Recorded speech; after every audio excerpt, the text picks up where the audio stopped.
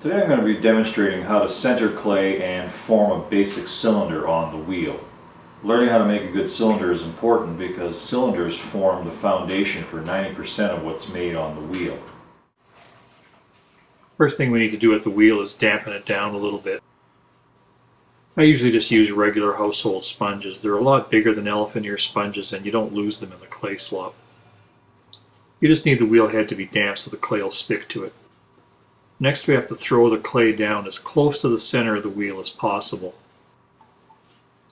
I'm just pressing down on the clay lightly to make sure that it's well seated.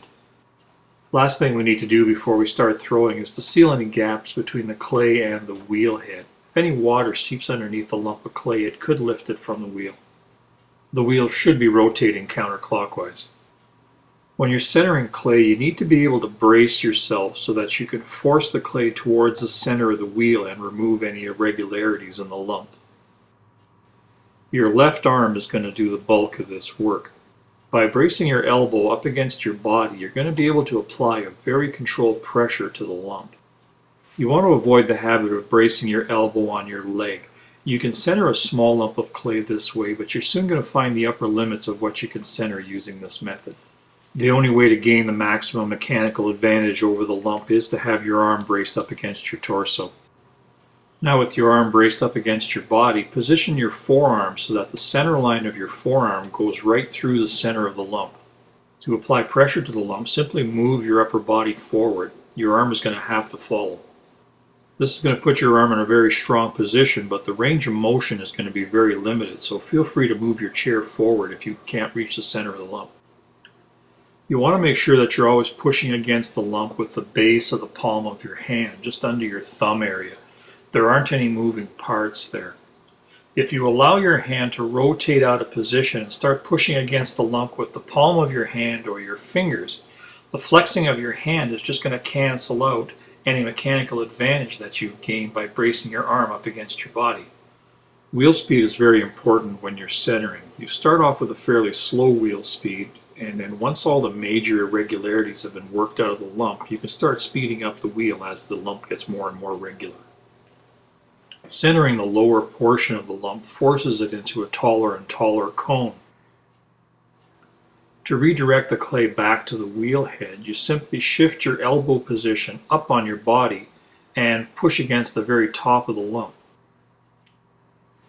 Pushing the top of the cone off center compresses the clay underneath it. Centering is a skill that should be practiced often, and it should become very automatic. It should only take a few seconds to center any size of lump. The longer it takes you to center the lump, the more water you're introducing into the clay, and that's going to reduce your working time later on the wheel.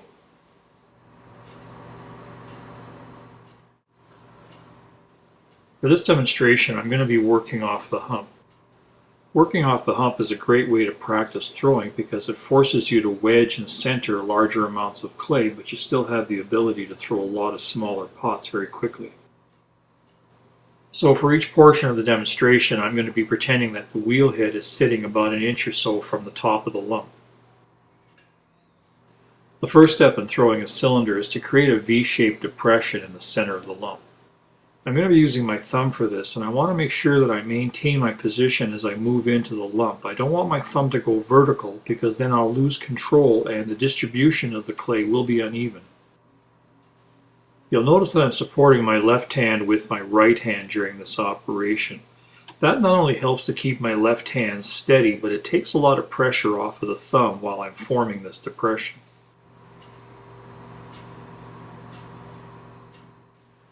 I'm just going to cut this open so you get a clear picture of where you should be at this point.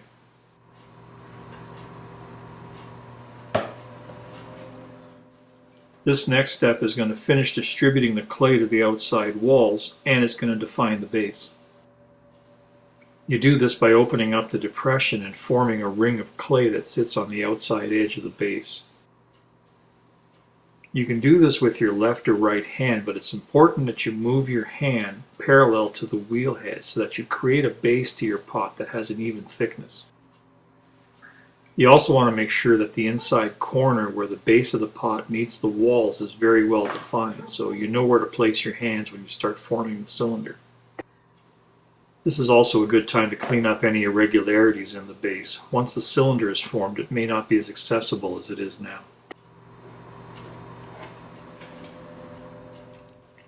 We're finally ready to start forming the cylinder. To form the clay into a cylinder, both hands need to work together. The left hand forces the clay to ride on the index finger of the right hand, and the right hand is actually lifting the clay into the cylinder wall.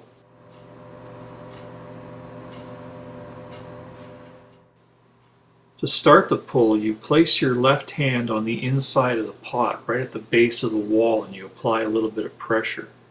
On the outside, you place your knuckle underneath the lump that's being formed by the pressure from the left hand on the inside, and then you move both hands together to redirect that lump into the cylinder wall.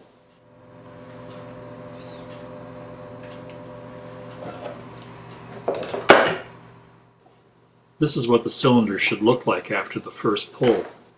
You'll notice that the bottom edge of the cylinder wall is still extremely thick, while the top edge is nearing its final thickness.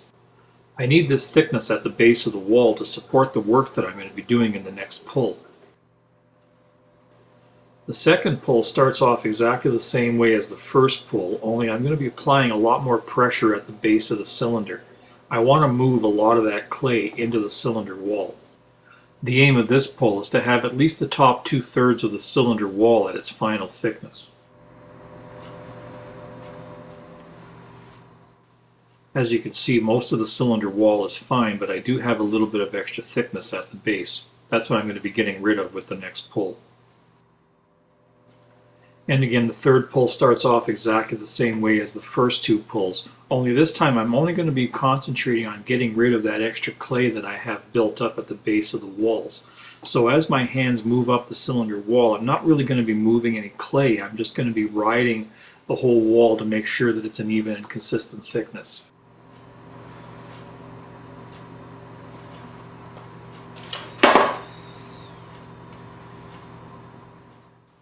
So here's our completed cylinder. The walls are even, the base is flat, and the intersection between the base and the cylinder wall is nice and clean. There isn't any extra clay there. Now I'm going to run through the whole process uninterrupted. This will also illustrate that the 3-pull system applies to any size of lump.